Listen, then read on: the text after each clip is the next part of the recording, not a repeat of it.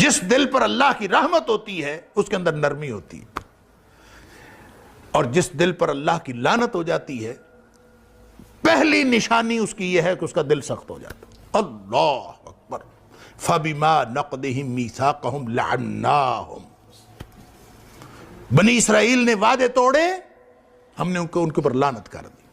وَجَعَلْنَا قُلُوبَهُمْ قَاسِيَةً، پہلا اثر یہ ہوا کہ ان کے دل سخت ہو، جب لعنت ہوتی ہے تو دل سخت ہو جاتا ہے۔ اللہ اکبر۔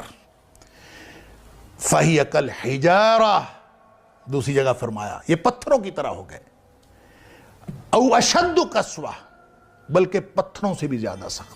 پتھر کے اندر نرمی ہوتی ہے اور لعنتی دل کے اندر نرمی نہیں ہوتی، یعنی دل جس کے اوپر لعنت ہوئی ہو وہ زیادہ سخت ہوتا۔ لوگ کہتے ہیں رونا نہیں آتا، نماز پڑھتے ہیں دعا کرتے ہیں رونا نہیں آتا، کعبۃ اللہ میں بیٹھے ہوتے ہیں رونا نہیں آتا۔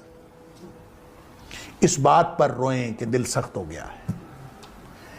دل کی نرمی رحمت کی علامت ہے اور دل کی سختی لعنت کی علامت ہے۔ اب یہ آپ بڑے بڑے وعدے توڑیں تو بھی دل سخت ہوتا ہے، آپ چھوٹی چھوٹی نافرمانیاں کریں تو بھی دل سخت ہوتا ہے۔ نبی اکرم صلی اللہ علیہ وسلم نے فرمایا، مثال کے طور پر ترمذی شریف کی حدیث ہے، نبی اکرم صلی اللہ علیہ وسلم نے فرمایا یہ جو گپ شپ میں بیٹھے رہتے ہیں نا، اللہ گپیں بیٹھے ہیں، ہانک رہے ہیں، گپیں گفتگو چل رہی ہے، چاہے بڑے بابے بیٹھے ہیں چاہے چھوٹے چاہے نوجوان جو بھی، فرمایا لا تکثر الکلام بغیر ذکر اللہ، لوگو ایسی گفتگو، ایسی گپ شپ، لمبی لمبی گفتگو وہ نہ کیا کرو بغیر ذکر اللہ، جس میں اللہ کا ذکر نہ ہو، ایسا نہ کیا کرو۔ کیوں؟ اس لیے نہ کیا کرو کہ ان کثرت الکلام بغیر ذکر اللہ قسوۃ للقلب، وہ جو گفتگو اس طرح کی ہوتی ہے جس میں اللہ کا ذکر نہیں ہے، وہ گپ شپ ہو، وہ دنیا کی باتیں ہوں، وہ کاروبار کی باتیں ہوں، وہ جو مرضی، جس میں اللہ کا ذکر نہیں، وہ گھر کے معاملے ہیں جو بھی چلتے رہتے ہیں، اللہ کی یاد کے بغیر جو کثرت کلام ہوتا ہے، فرمایا وہ دل کی سختی کا باعث بنتا ہے۔ وَإِنَّ أَبْعَدَ اللَّهِ القلب القاسی، اور اللہ کی لعنت اس شخص پر ہوتی ہے جو اللہ سے سب سے زیادہ دور ہوتا ہے، وہ سخت دل والا ہوتا ہے۔ اس کا مطلب یہ ہے کہ ہم جو چھوٹی چھوٹی گپ شپ کر رہے ہوتے ہیں، ہماری تو زندگی اس طرح سے گزر رہی ہے۔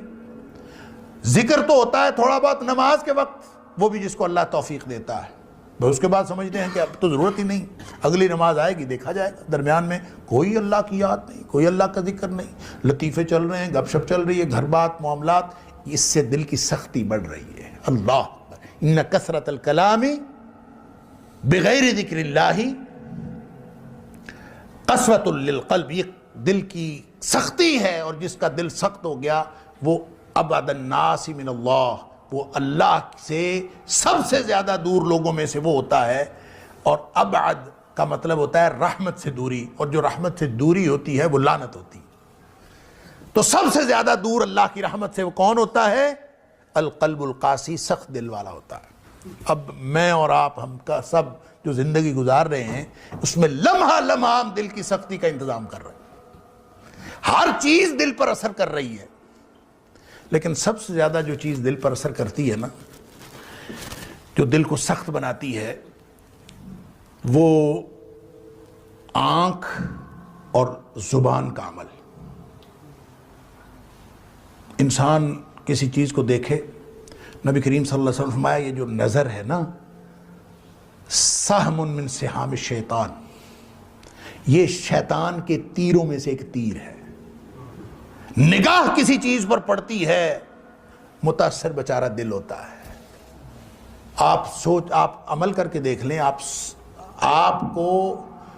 تجربہ کر کے دیکھ لیں، جس شخص کی بد نظری ہوئی ہو، وہ چاہے ظاہری طور پر بد نظری ہوئی ہو، چاہے آپ نے اس کو کسی تصویر کو دیکھا ہو، چاہے آپ نے کسی گلی محلے میں بدنظری کی ہو، کسی بھی طرح کی بدنظری، بدنگاہی، اگر آنکھ نے ایسا کچھ دیکھا ہے جو حرام ہے اس کے اوپر دیکھنا، اس کے بعد آپ نماز پڑھیں، ہو ہی نہیں سکتا کہ نماز کے اندر خشوع و خضوع متاثر نہ ہو۔ دیکھا کہیں اور، نماز کہیں اور پڑھ رہے ہیں، دل متاثر ہو چکا ہوتا ہے۔ یہ ہو نہیں سکتا کہ انسان آ کے اس کے بعد عبادت کرے، اس کی عبادت میں خشوع و خضوع کا وہ لیول اور وہ سطح قائم رہے جو اس سے پہلے تھی۔ کیوں؟ اس لیے کہ جب آپ نے بد نگاہی کی، نگاہ پڑی، وہ شیطان کے تیروں میں سے تیر ہے، اس کا پہلا وار جو ہے اپنے دل پر چلتا ہے، بس حالات خراب ہو جاتے ہیں۔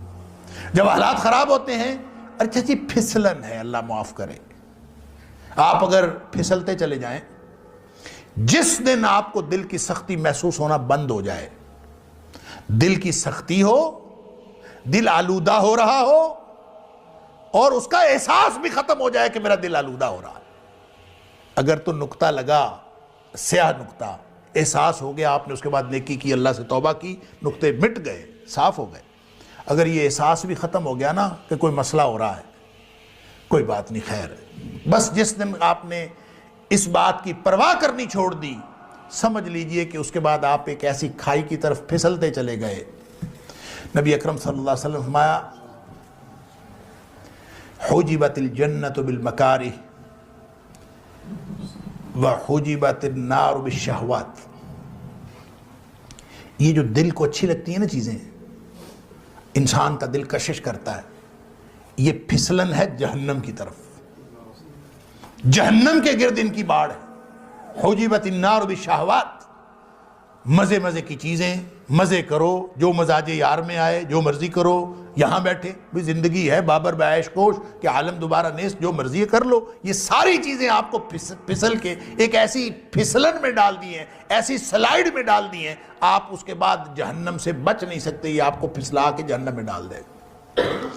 حجبت الجنت بالمکارہ، جنت میں جانا ہے تو نفس کو لگام ڈالنی پڑے گی، مکروہات نفس، دل کو مشکل لگتے ہیں کام، اس کو مائل اور قائل کرنا پڑتا ہے، اور مائل قائل کر کے بڑی مشکل سے، کب آسان ہے بھائی، اپنے دل کے خلاف اٹھ کے آپ سردیوں میں اٹھ کے نماز پڑھنا، روزے رکھنا، خدمت خلق کرنا، اپنی جیب میں سے پیسے خرچ کرنا، علی ھذا القیاس جتنے بھی حقوق اللہ اور حقوق العباد کی چیزیں ہیں، بڑی مشکل دل کو قائل کرنا پڑتا ہے۔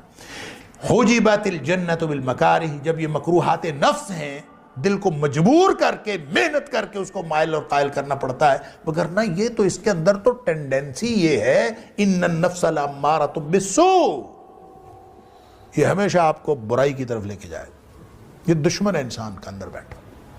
الا ما رحم ربی، جب اس پر رحمت ہو جاتی ہے تو پھر یہ گناہ کی طرف نہیں لے کے جاتا، پھر یہ انسان کو نیکی کی طرف لے کے جاتا۔ اللہ ہمارے دلوں پر رحمت کر دے۔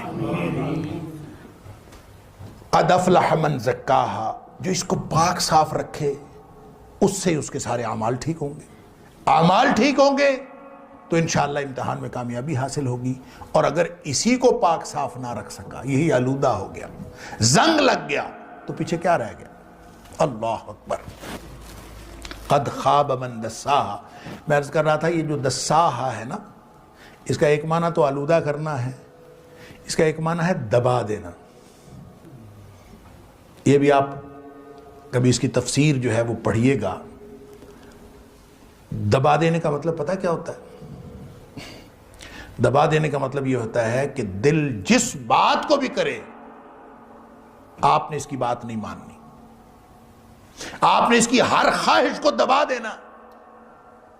قرآن کہتا ہے کہ اس کو دبا دینے والا بھی نامراد ہے۔ آخر اللہ نے دل بنایا ہے، آخر اللہ نے جسم بنایا ہے، وَإِنَّ لِجَسَدِكَ عَلَيْكَ حَقًّا، حق ہے اس کا۔ لہذا اگر بھوک لگی ہے، دل چاہ رہا ہے کہ میں نے کھانا کھانا ہے، آپ کہیں کہ تجھے کھانا نہیں دینا، یہ دساہا ہے۔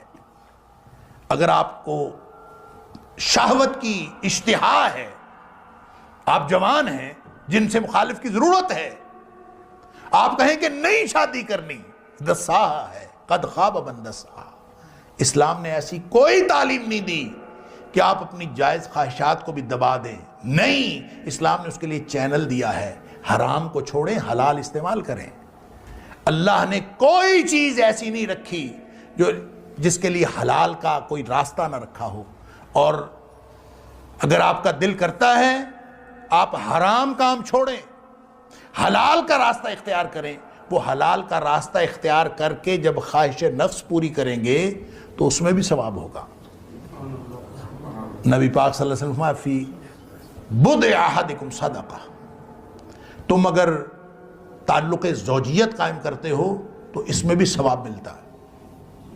صحابہ حیران ہو، ایک آدمی خواہش نفس پوری کرتا ہے، اس کو ثواب کیسے ملتا ہے؟ اللہ اکبر۔ نبی اکرم صلی اللہ علیہ وسلم فرمایا اگر وہ حرام کاری کرے تو گناہ نہیں ملے گا؟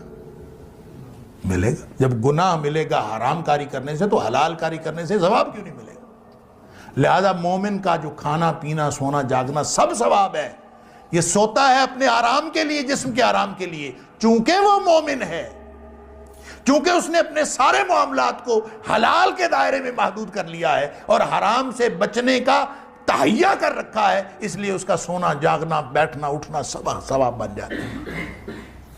لہٰذا اس جسم کو، اس دماغ، اس دل کی خواہش کو دبانا مقصود نہیں ہے، اس کو اس راستے پر رکھنا مقصود ہے جو راستہ اللہ اور اس کے رسول صلی اللہ علیہ وسلم نے دیا۔ دیکھیں سادہ سی بات ہے، اللہ تعالیٰ نے قرآن میں فرمایا کہ تم ایسا کرو کہ میں نے دل ایک صاف ستھرا ایک سٹینڈرڈ پہ تمہیں دیا، تم ایسا کرو کوئی نیا کارنامہ سر انجام نہ دو، کچھ بھی نہ کرو، صرف وہ دل اسی حالت میں میرے پاس واپس لے آؤ، کم از کم اس کو گدلا تو نہ کرو، کم از کم اس کو آلودہ تو نہ کرو، اس کو آلودگی سے بچا کر ویسا ہی میرے پاس لے آؤ۔ اللہ اکبر۔ یوم لا ینفع مال ولا بنون الا من اتی اللہ بقلب سلیم۔ فرمایا اس دن نہ مال کام آئے گا نہ بیٹے کام آئیں گے، کام یہ آئے گا کہ صحیح سلامت دل واپس جا کے اللہ کے سامنے سپرد کرتا ہوں۔ الا من اتی اللہ بقلب سلیم، جو صحیح سالم دل لے کے آ گیا، جیسا اللہ نے سٹینڈرڈ پہ دل دیا تھا اس نے اس کو آلودہ نہیں ہونے دیا۔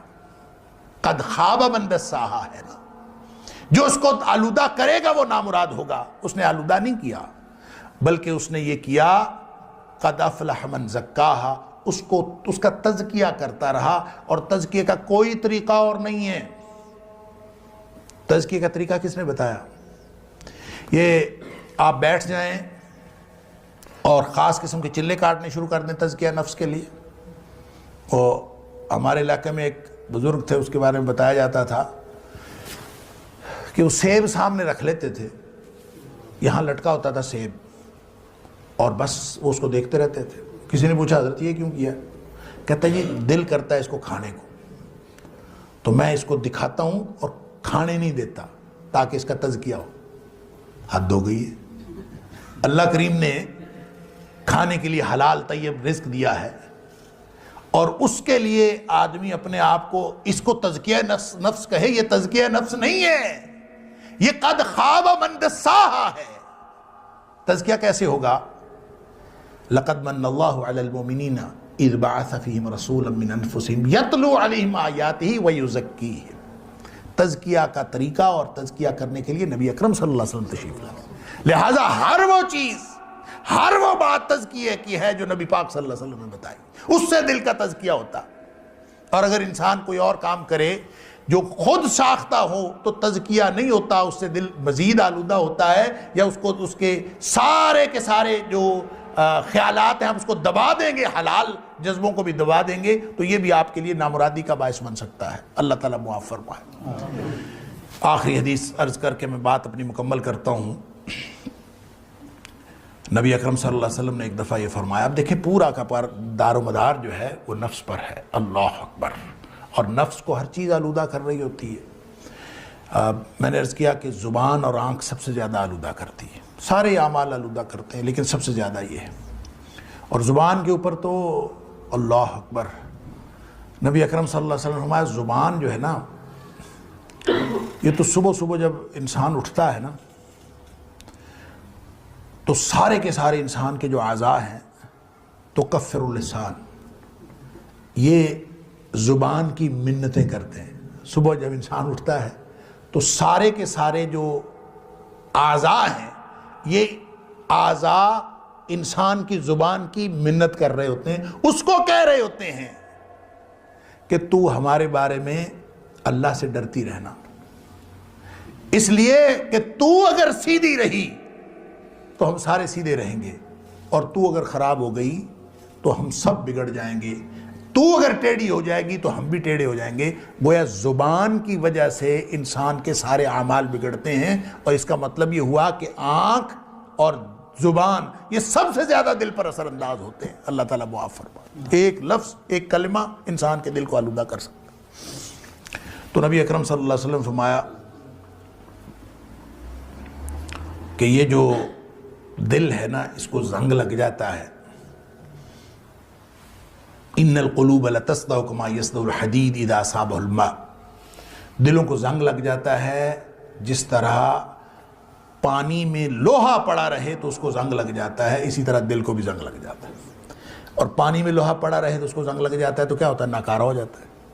جس طرح لوہا ناکارہ ہو گیا، اس کا مطلب دل بھی ناکارہ ہو گیا۔ دل میں سے نصیحت کا کرنٹ ہی پاس نہیں ہوتا، کچھ بھی نہیں ہوتا۔ زنگ جس چیز کو لگا ہوتا ہے، یہ جو تاریں ہوتی ہیں نا، بجلی کی تاریں، وائرز، ان کو زنگ لگ جاتا ہے، بعض اوقات سپارکنگ وغیرہ کی وجہ سے، وہ بعض اوقات پانی کی وجہ سے ان کو زنگ لگ جاتا ہے، کرنٹ نہیں پاس ہوتا اس میں سے۔ تو دل کو زنگ لگ گیا تو نصیحت کا کرنٹ پاس ہونا بند ہو گیا۔ تو تار تو ہم چینج کر لیتے ہیں، دل کیسے چینج کریں؟ دل تو وہی ہے، اب اس کو کیسے چینج کریں؟ زنگ لگ گیا، کما یصدع الحدید اذا اصابہ الماء، تو دلوں کو زنگ لگ گیا۔ اور صحابہ کرام کو معلوم تھا کہ دل کو زنگ لگ گیا تو پورا جسم خراب ہو گیا۔ نبی پاک صلی اللہ علیہ وسلم نے خود فرمایا۔ تو پھر کیا کریں؟ ایک دل ہے، اسی کو زنگ لگ گیا، وہی خراب ہو گیا، تو اب کیا کریں؟ تو پریشانی ہوئی صحابہ کرام کو، تو عرض کیا اللہ کے رسول صلی اللہ علیہ وسلم، اب ظاہر دل تو نیا لگ نہیں سکتا، اب اس زنگ کو اتارنے کا کوئی طریقہ ہے؟ فرمایا وما جلاؤہا یا رسول اللہ صلی اللہ علیہ وسلم، اللہ کے رسول صلی اللہ علیہ وسلم، اس کو زنگ کو دور کرنے کا کوئی طریقہ ہے؟ کوئی منجن، کوئی ریگ مال کہ اس کو رگڑیں، ختم کر دیں، وہ تجلیہ نفس ہو جائے، پاکیزہ ہو جائے، اوصاف حمیدہ کو قبول کرنے کے لیے تیار اور آراستہ ہو جائے؟ کوئی ہے طریقہ؟ نبی اکرم صلی اللہ علیہ وسلم فرمایا ہاں ہے، اللہ کثرت ذکر الموت و تلاوت القرآن، فرمایا کہ اپنی موت کو زیادہ زیادہ یاد کیا کرو، اور دوسرا قرآن پاک کی تلاوت زیادہ کیا کرو۔ یہ دو باتیں اگر کی جائیں